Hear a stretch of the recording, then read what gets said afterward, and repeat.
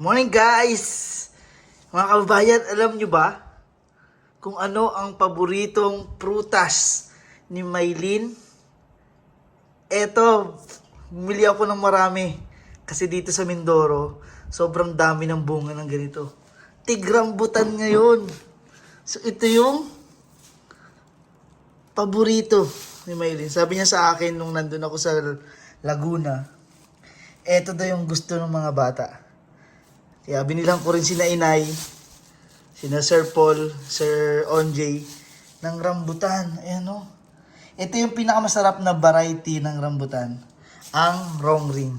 So kung mga nakakaalam, i-comment nyo po sa baba kung tama ba yung sinabi ko. Rongreen, ang pinakamasarap na variety ng rambutan. So bumili ako ng...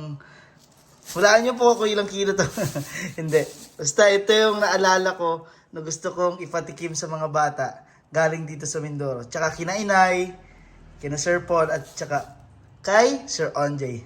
So, dadalhin ko po ito ngayon. Napakarami dito sa Mindoro. Kaya fresh na fresh po ito. Excited na akong ibigay ito sa kanila. Paluwas na tayo ng Manila. Pero dadaan po tayo ng ating pamilyang pugong biyahero at meron tayong dalang prutas para po sa kanila, kina Inay, kay Ate Rochelle, kina Teacher Nida and Tito Herns, tsaka po dun sa mga anak ni Sir Paul na na Maylin at Ninita. Kasi nasabi po ni Maylin na itong dala nating prutas ay paborito niya. So may mga dala tayo. Dadaan muna tayo doon bago tayo dumiretso ng Maynila ho.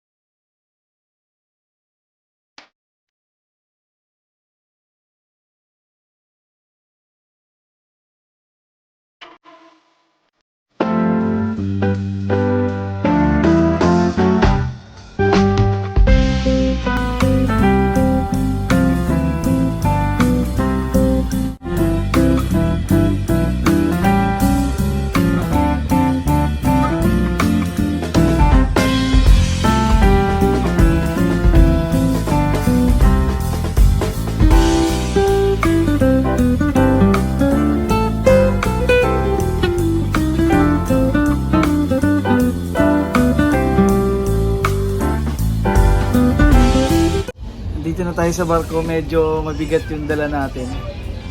Sana magustuhan ni na Inay, ni Sir Onjay, and ni Teacher Nida, and si Sir Herns. Lalo na po yung mga anak ni Sir Paul na sina Maylin at sina Ninita. So, tingnan natin mamaya kung magugustuhan din na Inay yung dala nating prutas. Bumalik ko ang pulube. Dahil sobrang bait po nung nagbigay sa kanya. ginantimpalaan po ng itong buong ito. Hulaan niyo po kung anong laman ito. Nakarating din po sa wakas. At makikihingi po ang pulubi dito kina Sir Onyo. Nag-iihaw. Ito ay pinitas ko pa po ng Mindoro para po sa kanila. Ito ang rambutan. Natikman naman na ba ito, sir? Tikman mo nga itong isa. Sabihin mo nga kung anong lasa, sir. Kasi na pinaghirapan po ng pulubi. Para po dito kina Inay at kina Sir Onjay. Meron din po kina Tito Herns yun, nakahiwalay na po. Kay Teacher Nida. Tsaka doon sa dalawang anak ni Sir Paul. Lasang rambutan. Anong masasabi mo? Masarap? Masarap. Sobrang sarap? Pero itong mas masarap. Meron po silang paihaw para sa pulubi. Galing Mindoro. Yan, masarap po itong pinitas galing Mindoro. Sariwa ang mga prutas galing Mindoro.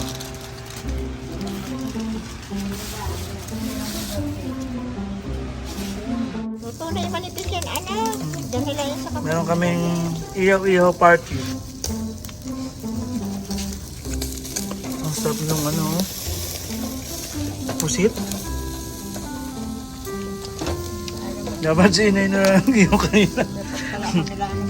Ibinuwasan pala ng dapat yung tela ang tubig. Ninilisikan niya. Ayun lang, yan ang tamang tutorial kami tuloy ni Inay ngayon. Pakita ko ba sa inyo yung gawa kanina? Yan lang ang tama. Oh. Ito po yung kanina ay. Tingnan tingnan nyo po yung gawa ni Onjay, oh. Ah! Grabe, parang kulay tiles na black. Lalos lahat. Ayun yung isa, oh. Tinuruan tuloy kami ni Inay. Ayun. Tawa na. Buti na lang at meron kami panlaban kahit sa mapait. Merong matamis na prutas.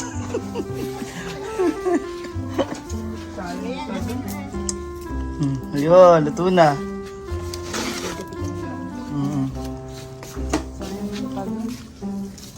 Eh bakit? Nag-ihaw ka ng talong? Wala nang tanong. May tanong ba? Tinatanong ko naman siya kung ayaw niya kung gusto hindi man siya nailit. Swerte ng pulubi, oh. Nakaabot ng inihaw. Inihaw na sunog. Ah, dumami na? Wow. God bless. Sarap ng ulam ngayon.